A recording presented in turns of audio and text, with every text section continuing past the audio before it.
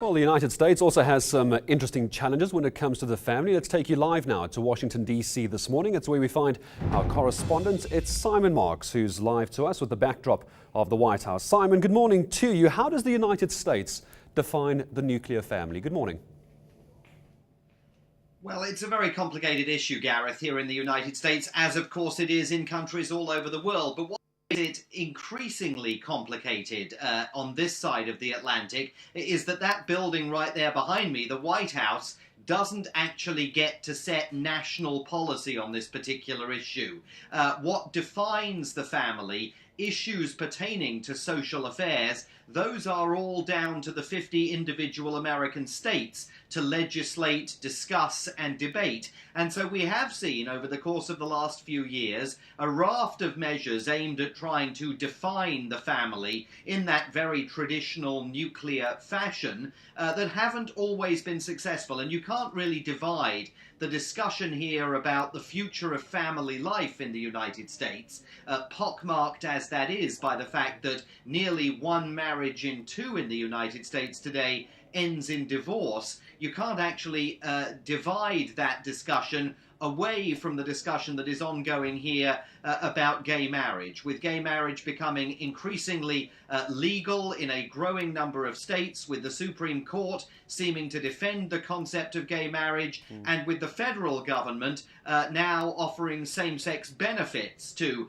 same-sex couples if they work for federal agencies like the State Department or the Department of Defense. So this is a very vigorous debate here, but President Barack Obama, as the national president, the federal president, has to be aware that his pronouncements on issues like this have very limited impact, because at the end of the day, it's up to the individual 50 states and the 50 governors and the 50 legislatures to decide how this issue impacts their particular localities. And Simon, quite right as well in that, so without going into too much of a US history lesson, it gets very complicated. You have the Democrats, you have the neoliberalists, and you also have the Republicans. Three very different versions and ideas of what a family is and what families, whatever that is constituted as, what rights they do have. For example, how would the Republicans, for example, see Hispanic families having come across the border, for example, immigrants, and have a child here or have a child in the United States? It's the rights to the adults that have come across versus the child born in the US. It gets quite muddy, doesn't it?